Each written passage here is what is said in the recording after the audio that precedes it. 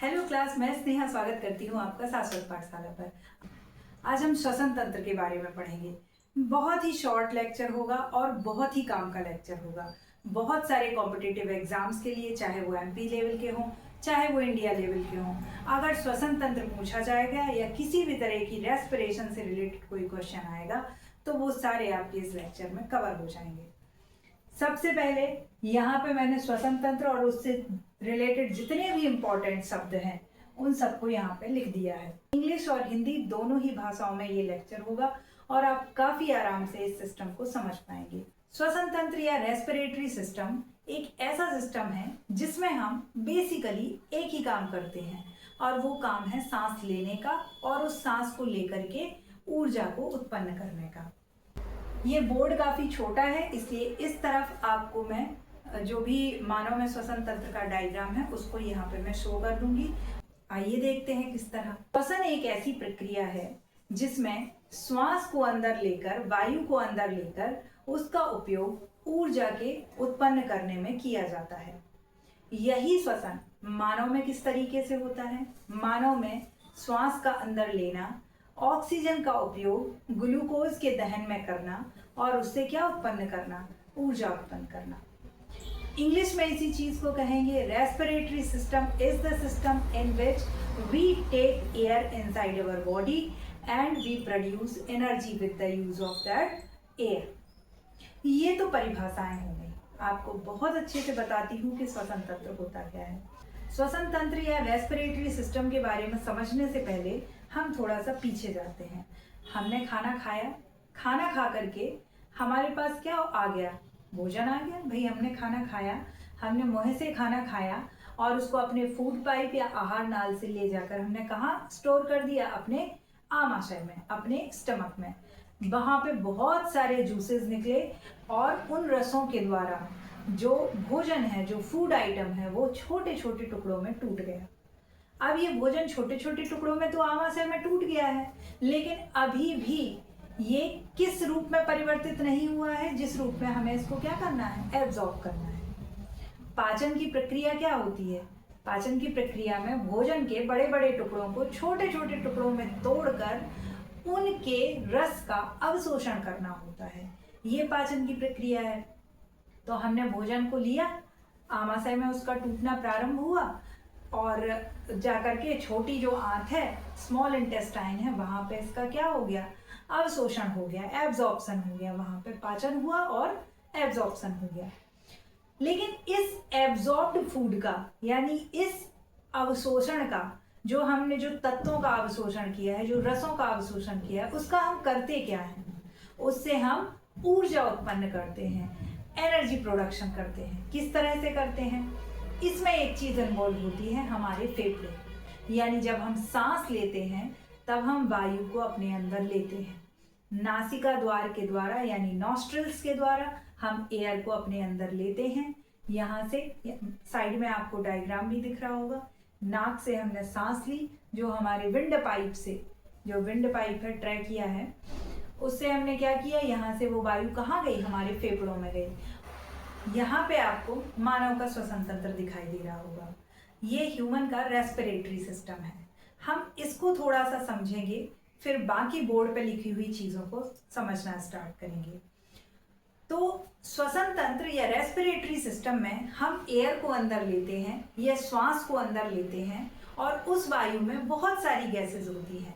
ये तो हम जानते ही हैं कि हमारे आसपास जो वातावरण है उसमें बहुत सारी गैसेस हैं, हमारे वायुमंडल में बहुत सारी गैसेस हैं। तो हम ऐसी बहुत सारी गैसेस को अपनी नाक से अंदर लेते हैं। आप फिगर में देख सकते हैं, सबसे पहले नाक है, नॉस्ट्रल्स हैं, फिर ट्रैकिया है यानी विंड पाइप है, जिस स्थान से वायु कहाँ अंदर प्रवेश करती है? हमारे फेफड़ों की तरफ।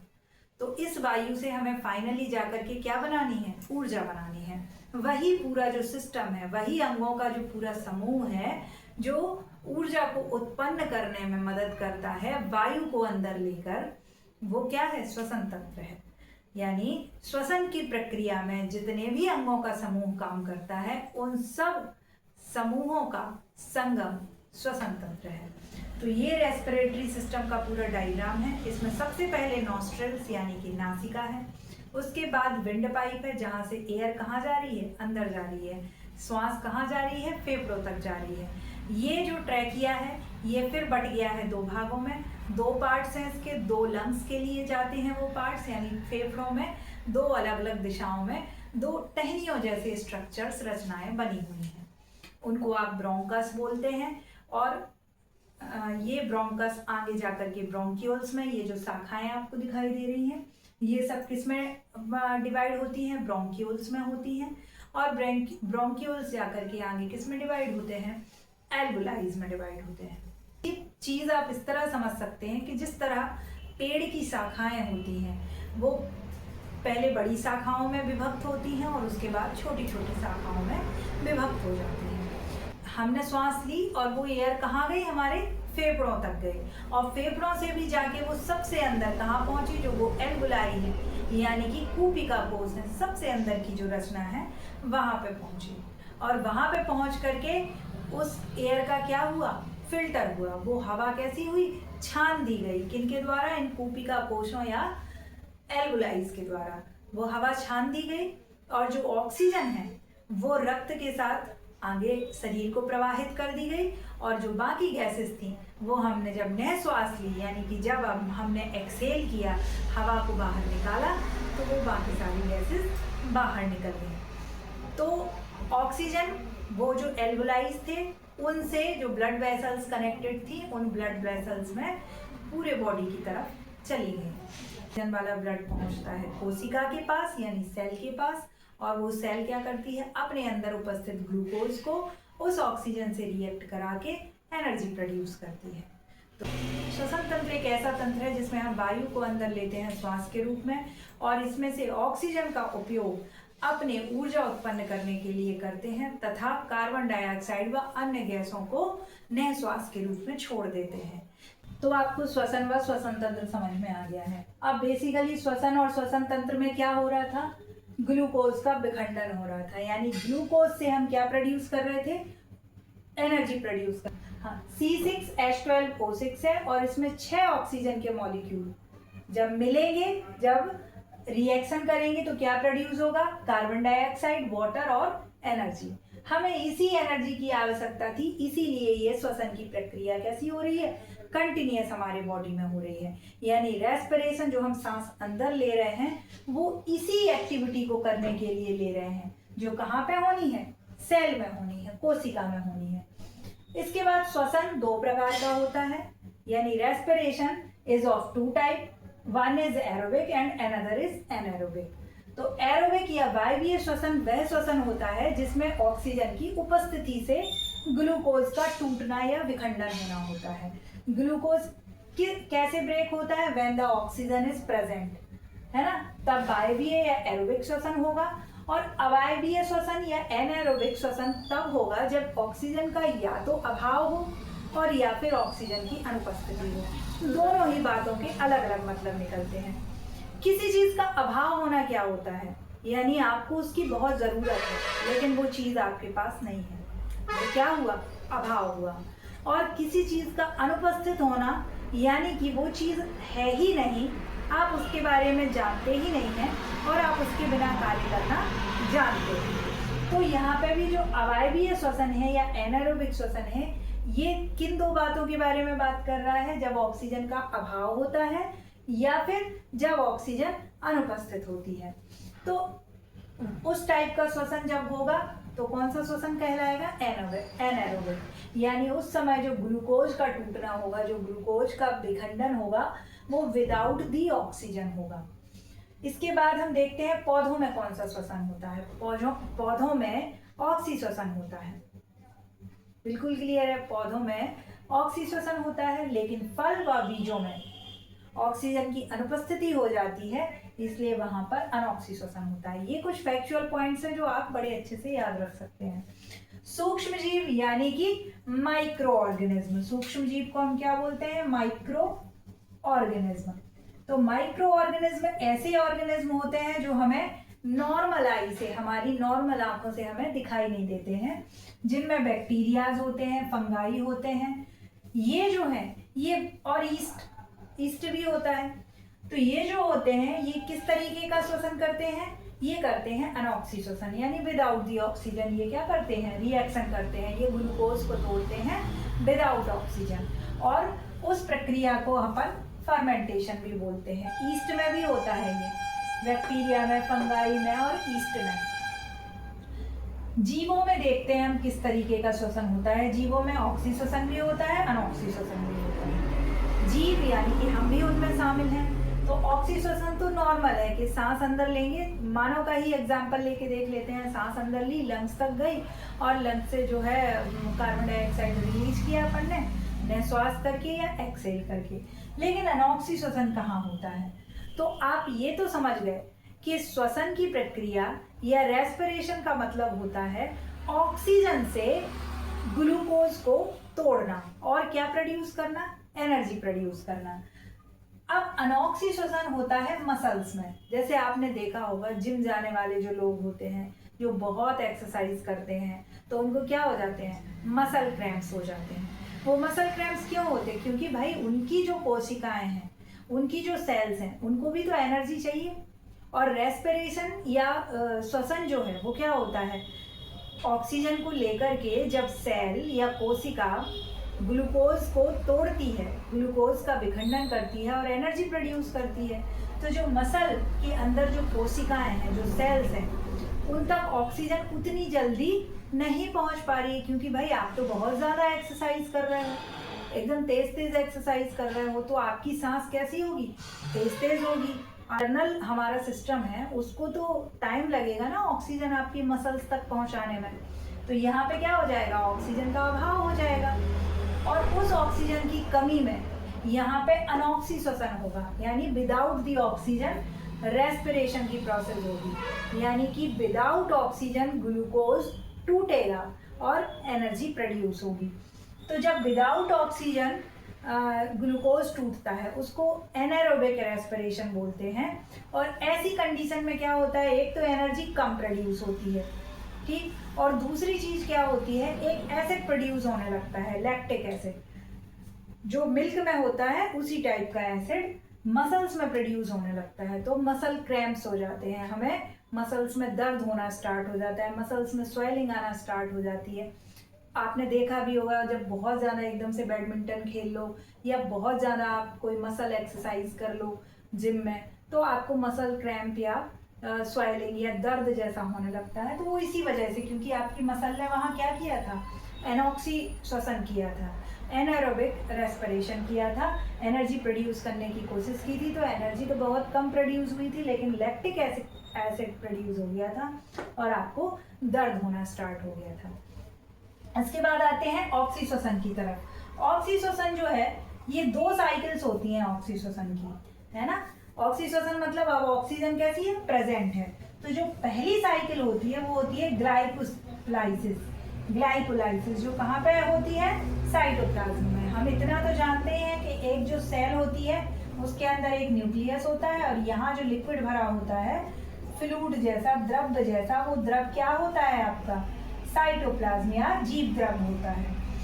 तो ये ऑक्सीजन जो है, जो लंग्स से गई है, जो हमारे फेफड़ों से रक्त के साथ बहकर के जो ऑक्सीजन गई है कोशिकाओं तक, वो सबसे पहले तो ये कोशिका झिल्ली यानी सेल मेम्ब्रेन को पार कर कहाँ पहुंचेगी, साइटोप्लाज्म में, इस फ्लूइड में पहुंचेगी। तो यहाँ पे वो एक मध्य के उत्पाद में बदलती है, इंटरमीडिएट उत्पाद में चेंज होती है, प्रोडक्ट में चेंज होती है साइटोप्लाज्म में, उसको बोलते हैं ग्लाइकोलाइसिस। तो इस ग्लाइकोलाइसिस में क्या होता है कि जो ग्लूकोज होता है उसका एक मॉलिक्यूल टूट करके 2 पायरुविक एसिड के मॉलिक्यूल में चेंज होता है। एक मॉलिक्यूल टूट करके 2 पायरुविक एसिड के मॉलिक्यूल्स में चेंज होता है। इस चीज को मैं बता भी देती हूँ। अपन ये वाली चीज देख रहे हैं, चलिए ब्लू मार्कर से बताती हूँ आपको। एक जो अणु है या मॉलिक्यूल है, ठीक है, एक मॉलिक्यूल ऑफ ग्लूकोज, ठीक है, ये किस में चेंज होता है, 2 molecule of pyruvic acid plus 4 ATPs। जिसमें से 2 एटीपीज तो इसी साइकिल को करने में यूज हो जाती हैं। तो फाइनली मिलता है हमें सिर्फ 2 एटीपी एनर्जी, और ये कहाँ में मिल रही है? साइटोप्लाज्म में। और इसके अलावा जो आगे लिखी है क्रेब्स साइकिल, ये होती है माइटोकॉन्ड्रिया में। ठीक है, अब माइटोकॉन्ड्रिया आप जानते ही हैं कहाँ पे होता है। माइटोकॉन्ड्रिया ये जो सेल है अपनी, इसमें न्यूक्लियस है और यहाँ पे बहुत सारे क्या है, छोटे छोटे अंग हैं जिन्हें कोशिकांग या सेल ऑर्गेनेल्स बोलते हैं। तो यहाँ पे क्या होता है? माइटोकॉन्ड्रिया। तो अब ये वाली जो है पायरुविक एसिड जो है, ये कहाँ पे टूटता है? आपका माइटोकॉन्ड्रिया में, और इससे निकलती है 36 एटीपी एनर्जी। तो माइटोकॉन्ड्रिया को और क्या बोलते हैं? Powerhouse of the cell, कोशिका का ऊर्जा गृह बोलते हैं माइटोकॉन्ड्रिया को। एक और चीज कि आपको याद रखना है, ग्लाइकोलाइसिस होती है साइटोप्लाज्म में और क्रेब्स साइकिल होती है आपकी माइटोकॉन्ड्रिया में। पर चीजों के बारे में देखते हैं। तो श्वासोच्छ्वास या ब्रीदिंग एक ऐसा टर्म है जिसमें 2 चीजें इंक्लूडेड होती हैं। एक तो सांस को अंदर लेना, जिसको इंस्पिरेशन या सांस अंदर लेना बोलेंगे, और सांस को बाहर छोड़ना यानी कि एक्सपिरेशन बोलेंगे। तो एक्सपायरेशन या इंस्पिरेशन, इन दोनों का मिला जुला टर्म क्या होती है? ब्रीदिंग, जो हम नॉर्मली सांस लेते हैं। ये जो सांस लेने की प्रक्रिया है, नॉर्मल सांस लेने की, उसी को हम ब्रीदिंग बोलते हैं, यानी सांस को अंदर लेना और बाहर छोड़ना। तो जो इंस्पिरेशन या सांस अंदर लेना होता है, इसमें हम क्या क्या अंदर लेते हैं? वायुमंडल में उपस्थित जितनी भी गैसेस हैं वो हमारी सांस से क्या हो रही हैं? अंदर जा रही हैं। तो मैक्सिमम हम अदर गैसेस को छोड़ देते हैं जो बहुत कम मात्रा में है। हम जो बड़े मेजरमेंट्स हैं उनको ध्यान में रख के बात करते हैं कि नाइट्रोजन वातावरण में 78% है, तो हमने पूरी समझ लीजिए कि पूरी 78% ले ली। कार्बन डाइऑक्साइड 0.03% ले ली, और ऑक्सीजन कितनी? 21% ले ली। तो जब हम सांस अंदर लेते हैं तो ये तीनों गैसेस इतनी मात्रा में हम अंदर लेते हैं। फिर अंदर जाकर के क्या होता है? हमारे जो एल्वुलाइज हैं या कुपिका कोष हैं, वो हमसे ऑक्सीजन कैसे कर लेते हैं? वायु से खींच लेते हैं, और उस ऑक्सीजन को कहाँ सम्मिलित कर देते हैं? ब्लड में कर देते हैं, रक्त में प्रवाहित कर देते हैं हीमोग्लोबिन के साथ बॉन्ड बनवा करके। इसलिए जब हम एक्सपायरेशन करते हैं या सांस को बाहर छोड़ते हैं तो ऑक्सीजन हम कितनी? 16 से 17% ही छोड़ते हैं। हमने ली थी 21%, छोड़ी 16 से 17%, क्योंकि हमने क्या कर लिया? 4% ऑक्सीजन का यूज कर लिया। और जो कार्बन डाइऑक्साइड है वो हम 4% छोड़ते हैं, क्योंकि जब हमारी कोशिका में ऑक्सीजन के माध्यम से ग्लूकोज का दहन हो रहा था तो वहां पे कार्बन डाइऑक्साइड प्रोड्यूस हो रही थी, पानी भी प्रोड्यूस हो रहा था, एनर्जी भी प्रोड्यूस हो रही थी। तो ये जो कार्बन डाइऑक्साइड ग्लूकोज के बर्न होने में यूज हुआ है, प्रोड्यूस हुआ है, वो 4% हो गया, और अपन ने लिया था 0.03%, और रिटर्न कितना किया है एटमॉस्फेयर में? 4%। और नाइट्रोजन एज इट इज 78% जितनी हमने ली थी उतनी वापस कर दी। तो श्वासोच्छ्वास का मतलब होता है इंस्पिरेशन और एक्सपिरेशन की प्रोसेस। ठीक है, तो श्वासोच्छ्वास का मतलब हुआ सांस को अंदर लेना और सांस को बाहर छोड़ना। ये इसलिए इम्पोर्टेंट है क्योंकि इसमें ये संख्याएं पूछ लेते हैं कि कितना लिया था और कितना वापस दिया, तो ये ऑब्जेक्टिव के क्वेश्चंस बन जाते हैं। अच्छा, बाकी जो जीव हैं, चाहे वो एक कोशिकीय हों या बहुकोशिकीय हों, यूनिसेल्युलर हों या मल्टीसेल्युलर हों, वो किस तरीके से श्वसन की प्रक्रिया करते हैं। जैसे अमीबा है तो वो अपनी शरीर की सतह द्वारा, अमीबा तो एक कोशिकीय है। अब यूनिसेल्युलर जो जीव है अमीबा, उसकी रचना कैसी भी हो सकती है, और इसकी जो सेल मेम्ब्रेन है, ये इस सेल मेम्ब्रेन से क्या करता है? इस सेल मेम्ब्रेन से श्वसन की प्रक्रिया यानी ऑक्सीजन को खींचता है और ग्लूकोज का बर्न करता है। इसके बाद केंचुआ है, ये अपनी शरीर की त्वचा द्वारा करता है। कीट जो है ये ट्रैकिया द्वारा करते हैं। ट्रैकिया क्या होता है? ये विंड पाइप होता है। जैसे हमारे ह्यूमन में क्या है, ये यहाँ पे समझ लीजिए नाक है, और ये नाक से जुड़ा हुआ क्या है? विंड पाइप है, और ये क्या है? ये फेफड़े हैं। तो ये जो हवा जहाँ से जा रही है ना, ये ट्रैकिया है, ये ट्रैकिया है। तो कीट क्या करते हैं? डायरेक्ट इस विंड पाइप से, जो कीट होते हैं, कीड़े मकोड़े होते हैं, वो किससे ले लेते हैं? आपके ट्रैकिया से ले लेते हैं ऑक्सीजन। जीवाणु जो होते हैं वो मीजोसोम से लेते हैं। सरीसृप यानी कि रेप्टाइल्स, रेंगने वाले, ये फेफड़ों से लेते हैं। पक्षी और स्तनधारी, ये भी फेफड़ों से लेते हैं। मछली अपने गलफड़े या गिल्स से लेती है। आपने मछली देखी होगी, तो मछली के क्या होते हैं, जैसे ये मछली का मुंह है, ठीक है, ये मुंह है, तो यहाँ पे क्या होते हैं, उसके गिल्स होते हैं। तो पानी यहाँ पे जाता है, मछली रहती है पानी में, और उस पानी में क्या घुली होती है, ऑक्सीजन। तो यहाँ से पानी जाता है और बाहर चला जाता है, और यहाँ से ऑक्सीजन कहाँ चली जाती है, इसकी जो ब्लड वेसल्स जुड़ी होती हैं, यानी वो जो गिल्स हैं वो ऑक्सीजन ले लेते हैं पानी से, बाकी पानी को छन्नी के जैसे छान छान के बाहर भेज देते हैं। मेढक, क्योंकि मेढक को हम जानते हैं कि मेढक कैसा है, एम्फीबियन है, यानी कि वो जमीन में भी रहता है, जमीन के अंदर भी हो जाता है, पानी में भी रहता है। तो ये जो मेढक है ये अपने मुंह से भी सांस ले लेता है, ये अपनी त्वचा से भी, अब मिट्टी के अंदर होगा तो त्वचा से सांस लेता है, फेफड़े से भी सांस लेना जानता है, और पानी के अंदर ये अपनी मुख गुहा से सांस लेता है। नॉर्मल ह्यूमन बीइंग, सामान्य मानव के श्वसन की दर कितनी है, 16 से 18 बार प्रति मिनट। लेकिन यही नवजात शिशु की बात करें, जो न्यूबॉर्न बेबीज होते हैं, उनमें ये 29 से 32 बार, 29 to 32 तक होती है।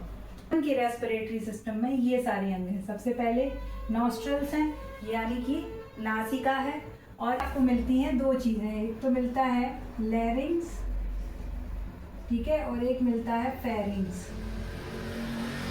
हिंदी और इंग्लिश दोनों में लगभग शब्द समान ही है। तो जो लैरिंग्स होता है वो साउंड बॉक्स है, यानी जब हम हवा को अंदर लेते हैं तो साउंड, यहाँ पे कुछ एक अंग होता है छोटा सा लैरिंग्स, और वो क्या करता है, कंपन करता है, वाइब्रेट होता है, और फिर हम अपनी जिह्वा से यानी जीभ से और होंठों से और दांतों के कॉम्बिनेशन से क्या बना लेते हैं, शब्द बना लेते हैं। लैरिंग्स क्या है, एक साउंड बॉक्स है, ठीक है, साउंड बॉक्स। और ये जो फेरिंग्स है, ये फेरिंग्स है, ये भी यहीं पे उपस्थित होता है। तो ये जो फेरिंग्स है ये एक ढक्कन की तरह होता है। जब हम खाना खा रहे होते हैं तो ये किसको बंद कर देता है, इसको, जहाँ से ये जो विंड पाइप है, ताकि हम मुंह से जो हवा अंदर खींच रहे हैं वो हमारे कहाँ ना चली जाए, खाना खा रहे हैं तो अब इसने क्या किया, इसको बंद कर दिया, ये जो हवा वाला स्थान है जो मुंह के अंदर से खुला हुआ है, तो इसने एयर पाइप को बंद कर दिया। नहीं तो खाना कहाँ होगा, गलती से फेफड़ों की तरफ चला जाएगा, एयर पाइप में चला जाएगा, तो वो तो और खतरनाक हो जाएगा। और जब हम मुंह से किसी कारणवश सांस ले रहे होते हैं, हमारी नाक ब्लॉक होती है, जैसे सर्दी जुकाम में होता है कि नाक बंद हो गई, तो हम मुंह से सांस ले रहे होते हैं, तो उस समय पे ये कहाँ आहार नाल को बंद करके रखता है, कोई आवश्यकता ही नहीं है। तो फेरिंग्स क्या है, एक ढक्कन के जैसा है, और लैरिंग्स क्या है, साउंड बॉक्स की तरह है। इसकी ट्रिक भी आप बना सकते हो कि लैरिंग्स मतलब ला ला ला कुछ भी गाने के जैसा, तो लैरिंग्स क्या है, एक साउंड बॉक्स की तरह है।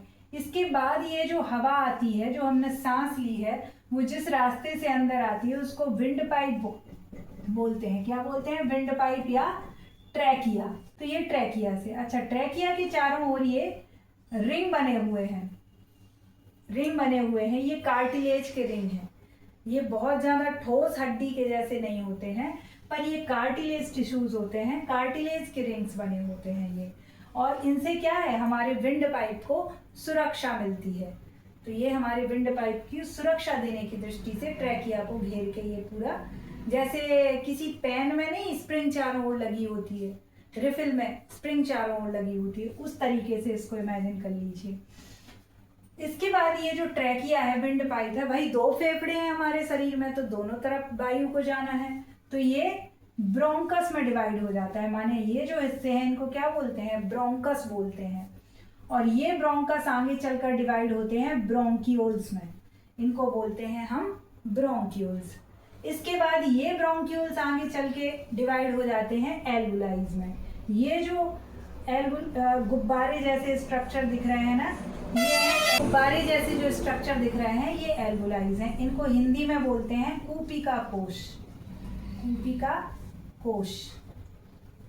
तो फाइनली पता क्या होता है, फाइनली ये हवा जब यहाँ से होते हुए आई, ब्रोंकस में गई, ब्रोंकियोल्स में गई, और ब्रोंकियोल्स से जाकर के कहाँ पहुँची, इन एल्वुलाइज में पहुँची, इन बलून जैसे, गुब्बारे जैसे स्ट्रक्चर में पहुंची। तो यहीं पे क्या होता है, फिल्टर होता है, यहीं पे फिल्टर होता है। यहाँ पे ऑक्सीजन जो है, यहाँ पे बहुत सारी छोटी छोटी क्या है, रक्त वाहिकाएं हैं, ब्लड वेसल्स हैं, तो उनमें ये ऑक्सीजन हीमोग्लोबिन के साथ मिल गई और शरीर के बाकी अंगों तक चली गई।